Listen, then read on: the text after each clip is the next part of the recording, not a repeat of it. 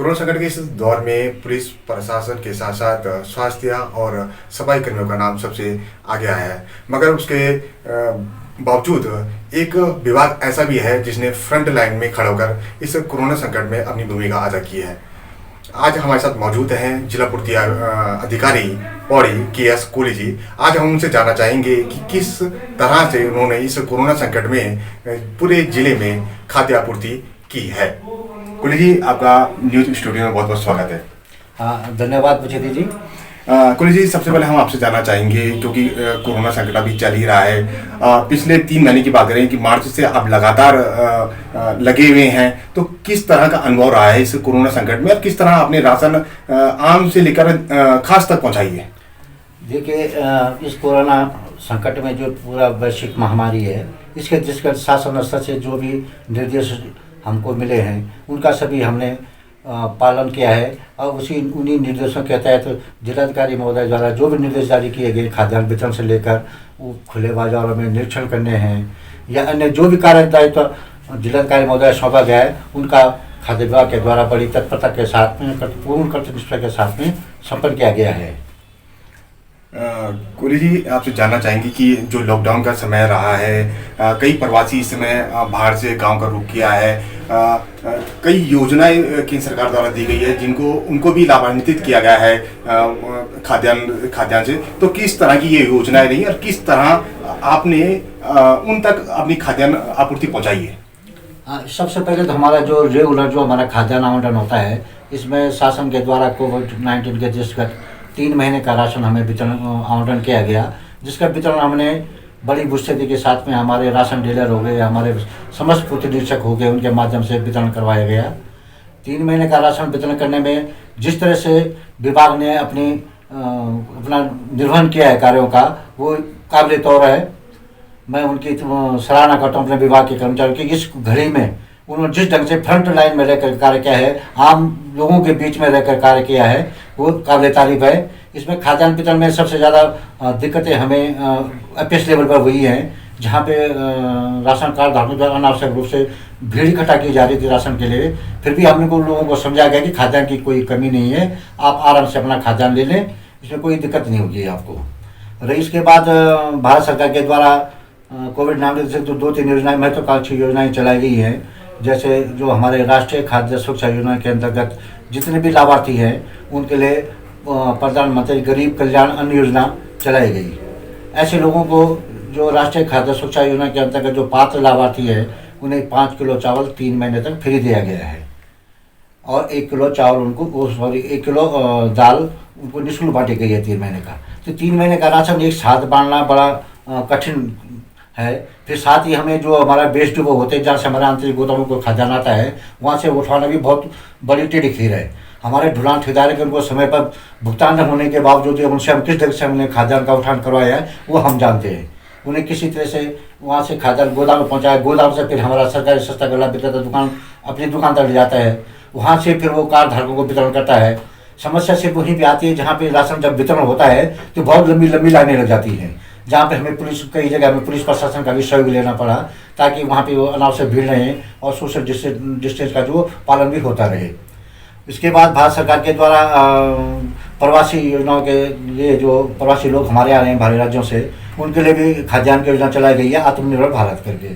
आत्मनिर्भर भारत के अंतर्गत जिन लोगों के कार्ड नहीं बने हुए हैं कहीं भी, पूरे भारतवर्ष में कहीं भी किसी का कार्ड नहीं है, तो उन्हें हम 5 किलो चावल फ्री दे रहे हैं उनको और 1 किलो चना दाल दे रहे हैं ऐसे लोगों को। बाकी कुछ प्रवासी हमारे ऐसे हैं जिनके यहाँ राशन कार्ड बने हैं, उन्हें ऑलरेडी हम जो योजनाएं यहाँ हमारे संचालित है उनमें हमको खाद्यान्न वितरण किया जा चुका है उनको। इसके साथ ही हमारे जो प्रधानमंत्री उज्ज्वला योजना के अंतर्गत जो लाभार्थी है हमारे, जिन्हें निःशुल्क गैस कनेक्शन दिए गए थे शुरू में, तो उनको भी 3 महीने के लिए उनको निःशुल्क सिलेंडर उपलब्ध कराए गए हैं।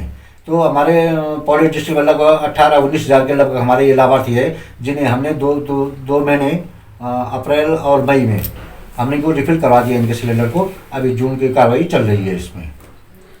अब ये देखा जा रहा है कि लॉकडाउन का लॉकडाउन के जो रूप हुए हैं वो धीरे धीरे कम होते जा रहे हैं। अब कई प्रवासी ऐसे हमारे जिले में दाखिल हुए हैं जिनका राशन कार्ड कहीं भी नहीं है, उनके लिए आप भारत सरकार की योजना चलाई जा रही है। मगर अब जो लगभग आज की डेट तक 63,000 के करीब हमारे यहाँ प्रवासी जो वापस लौटे हैं, अभी कई क्वारंटीन सेंटरों में थे, तो क्वारंटीन सेंटर में जो प्रवासी रहे थे उनके लिए किस तरह की योजनाएं आपके द्वारा चलाई गई थी? इसमें जो बाहरी राज्यों से जो प्रवासी हमारे जनपद में आ रहे हैं, अभी मैं बात करूंगा कल तक की जो हमारी जो सूचना मिली है उसमें 65,000 के लगभग हमारे प्रवासी जनपद में लौट चुके हैं। इनमें से जिन लोगों के कार्ड नहीं बने उन्हें तो हम जो फ्री राशन है वो हम दे रहे हैं, और जिन लोगों के राशन कार्ड नहीं बने हैं, राशन देने के साथ साथ हम उनको हमारी जो राज्य खाद्य योजना है उसके तहत उनको राशन कार्ड निर्गत किए जा रहे हैं, या अगर उनकी इनकम के स्रोत 15,000 से नीचे है तो उन्हें राष्ट्रीय खाद्य सुरक्षा योजना के अंतर्गत ही हम उन्हें राशन कार्ड निर्गत कर रहे हैं। इसके साथ ही जो प्रवासी हैं उनको हम यदि कोई प्रवासी या स्वरोजगार की जहाँ तक बात हो रही है तो उसमें हमारे कुछ गाँव में सरकारी सस्ता गले की दुकानें नहीं है। इसमें हमने प्रवासी तो खैर बाद में आए, हमने पहले डीएम सर की तरफ से ये ऑर्डर जारी कर दिया गया था सभी विकास खंड अधिकारियों को कि यदि कोई प्रवासी किसी गांव में तो सरकारी सस्ते गले की दुकान करना चाहता है तो उसका जो नियमानुसार प्रस्ताव बनता है उसको बना करके वो हम तक पहुँचाइए, हम उनके नाम से दुकान खोल दी जाएगी। ये तो व्यवस्था है। इसके साथ ही जो आम जनमानस के लिए आप बात कर रहे थे, तो आम जनमानस की सुविधाओं के लिए हमारे स्तर पे जो विभाग ने जो कार्य किया है वो काफ़ी अतुलनीय मैं कहूँगा मैं तो, क्योंकि मार्केट खुले बाजार में जब इतनी महामारी फैल रही है कि प्रत्येक दुकान में जाना, उसका निरीक्षण करना, साग सब्जी की दुकान में जाना, उनका प्रवर्तन करना, मेडिकल के स्टोर की चेकिंग करना, तो पूरे डिस्ट्रिक्ट में लगभग हमारे स्टाफ है जो सब ने इसमें भरसक प्रयत्न ये किया कि अच्छी सुविधा लोगों को मिले, लोगों को सर्वे समय में मिले। यहाँ तक कि हमें जो जनपद में जितने भी ट्रक हमारे तक समय आ रहे थे उनका प्रत्येक ट्रक की एंट्री हो रही थी वहाँ पे बॉर्डर पे कि कितने ट्रक जो हमारे डिस्ट्रिक्ट में खाद्यान्न लेके आ रहे हैं, कितने सब्जी लेके आ रहे हैं, कितने दूध लेके आ रहे हैं, बकायदा सबकी मॉनिटरिंग की जा रही थी। इसके आधार पर जो हमारे होलसेलर जितने भी है पूरे डिस्ट्रिक्ट में उनके भी स्टॉक का भी वेरिफिकेशन किया जा रहा था कि इनके पास हमारे जो आम जनता से जो दैनिक उपयोग की वस्तुएं हैं वो कितनी मात्रा में उपलब्ध है हमारे पास। तो आज तक भी वो निरंतर कार्य जारी है हमारा परिवर्तन का कार्य जो हमारे स्पोर्ट्समेंट का, चाहे वो सब्जी की दुकान का हो, चाहे वो ऊपर मार्केट में आपका खुले बाजार की दुकान हो या मेडिकल स्टोर में, अभी भी निरीक्षण की कार्रवाई की जा रही है। भले ही वो थोड़ा कम मात्रा में किया जा रहा है कि अभी भी कार्रवाई चल रही है इसमें। और लगभग पूरे जनपद में लगभग ये 28,000 के लगभग हमारे निरीक्षण हो गए हैं तब से जब से लॉकडाउन हुआ है। और इस दौरान जो कहीं पे कुछ अनियमितताएं पाई गई हैं तो लगभग 45,000 कुछ के लगभग हमने चालान भी किए हैं, जो कि विभाग के खाते में जब्त उनकी धनराशि जब्त करते हुए विभाग के खाते में जमा करवाई है हमने। इस ढंग से विभाग के द्वारा जो कार्य किया गया है, ये भरसक कोशिश ये की गई है कि बल विभाग के स्तर पर जो कार्य दिए गए, जो कार्य सौंपे गए, वो आम जनमानस तक उन योजनाओं का लाभ जो है प्रत्येक व्यक्ति तक, अंतिम व्यक्ति तक पहुँच सके। कोहली जी, अब भारत सरकार द्वारा 1 जुलाई को एक देश एक राशन कार्ड योजना शुरू की जा रही है भारत में, तो किस तरह की ये योजनाएं हैं और किस तरह से ये धरातल पर लागू हो सकेगी? देखिए, इसमें सबसे बड़ी चीज़ तो ये है कि राशन कार्ड पहले जो बनता था वो मैनुअल बनता था। अब राशन जब से ऑनलाइन प्रक्रिया शुरू हुई है तो इसमें राशन कार्ड अगर एक जगह बन गया तो ऑनलाइन पूरे भारत में वो कहीं से भी वो कर सकता है। इसके साथ ही अभी 1 जुलाई से अभी मुझे जो आदेश मिला है उसमें 1 जुलाई से उत्तराखंड में भी लागू हो रहा है वो नेशन कार्ड। इसके तहत जो है कि जो राशन कार्ड है वो राशन कार्ड धारक कहीं से भी अपना राशन ले सकता है। ये बायोमेट्रिक सिस्टम के आधार पर लेगा और ये ऐसे कार्ड को ही पोर्टेबिलिटी पे आ जाएगा जो जिसपे एक बार ट्रांजेक्शन ऑनलाइन हुआ हो। जिस कार्ड पे भी ऑनलाइन ट्रांजेक्शन नहीं हुआ है आज तक तो संभवतः वो उस पर वो काम नहीं कर पाएगा, वो नेशन वाला जो पोर्टेबिलिटी वाला वो है। तो इसमें कार्रवाई विद्यमान है हमारे स्तर पर। लगभग सभी हमारा ऑनलाइन प्रक्रिया हमारी पूर्ण हो चुकी है।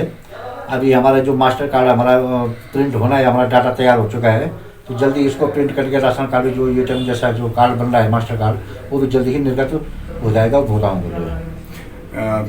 कोहली जी, ये देखा गया है कि जो कई लोग ऐसे हैं, कई ग्रामीण ऐसे हैं कि उनका एक 2-2 राज्यों में राशन कार्ड है, 2-2 राज्यों के राशन कार्ड धारक हैं, तो किस तरह की कार्रवाई इन पे की जाएगी?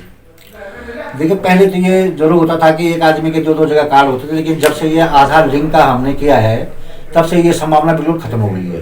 क्योंकि आधार अगर जहाँ भी कोई व्यक्ति दूसरी जगह जाता, अगर उसका आधार पहले लिंक हो रखा है तो वो एक्सेप्ट करेगा नहीं कंप्यूटर। वो बता देगा कि इनका कार्ड फलानी जगह ये बना हुआ है कार्ड, तो ये शंका जो है ये दूर हो गई है लोगों की।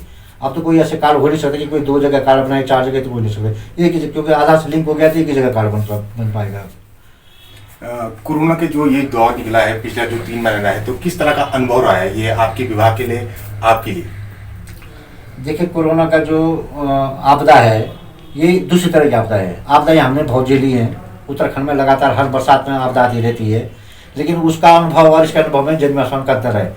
वो जो आपदा होती है वो आपदा एक किसी विशेष क्षेत्र में होती है, जो हमारे वर्षाकाल कहीं बाढ़ आ गया, कहीं भूकंप से कहीं क्षतिग्रस्त हो गया, वो जो ये विशेष क्षेत्र में। लेकिन ये जो महामारी है ये इस ढंग से कि आदमी से भाग रहा है, ये इस तरह की बीमारी है, तो इस तरह में काम करना एक अलग ही अनुभव है।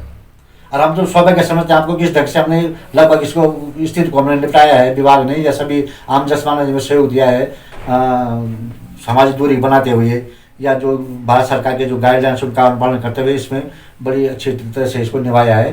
तो कोशिश में आज सभी यही करता हूँ कि आगे भविष्य में भी ये ऐसे, क्योंकि ये बीमारी तो ख़त्म होने वाली नहीं है अभी इधर। अब तो हमें इसके साथ जीने की आदत डालनी चाहिए। जब तक इसके साथ जीने की आदत नहीं डालेंगे तो तब तक हम फिर आगे नहीं बढ़ पाएंगे इसमें। ये एक तो उसमें पहले जो सरकार की तरफ से जो डायरेक्शन दिए गए थे हमें, पहले जो हमारे यहाँ जो मजदूर फंसे हुए थे या कोई बीमार व्यक्ति है, कोई ऐसे, तो उनको फूड पैकेट दिए गए थे, तो उनको हमने तहसीलों के माध्यम से उनको वितरण करवाया है। तो लगभग वो 14,285 हमने तहसीलों को उपलब्ध कराए हैं। अब वर्तमान में जब बाहरी राज्यों से प्रवासी आने लगे तो इनको भी जो क्वारंटाइन सेंटर में इनको रखा जा रहा है, उनको खाने की व्यवस्था के लिए हमारी तरफ से जो फूड किट बनाए जा रहे हैं वो ब्लॉक के माध्यम से उपलब्ध कराए जा रहे हैं। तभी तो हम 13,900 के लगभग हम विकास खंडों को उपलब्ध करा दिए गए हैं वो फूड पैकेट है। और अभी भी निरंतर जो डिमांड आ रही है विकास खंडों से, वो हम उनकी डिमांड को पूरी कर रहे हैं। तो ये तरह से मैं कहूँगा कि हमारा एक अपना विभाग का जो कार्य हमारा, उसके साथ साथ इस वैश्विक महामारी में अन्य कार्य भी विभाग के द्वारा किए गए हैं इस घड़ी में। तो ये बड़ी उपलब्धि मानता हूँ मैं अपने विभाग की। कोहली जी, न्यूज़ स्टूडियो से बात करने के लिए बहुत बहुत धन्यवाद।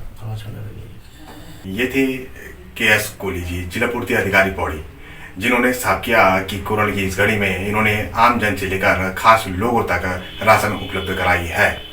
KS कोहली जी को इससे पहले भी मुख्यमंत्री द्वारा सम्मानित किया जा चुका है। कोरोना के आने वाले समय में भी पूर्ति विभाग डटा हुआ है और आने वाले समय में भी हर किसी को राशन उपलब्ध कराने के लिए प्रतिबद्ध है। अपने सहयोगी कुलदीप बिष्ट के साथ मैं मुकेश बचेती, पौड़ी।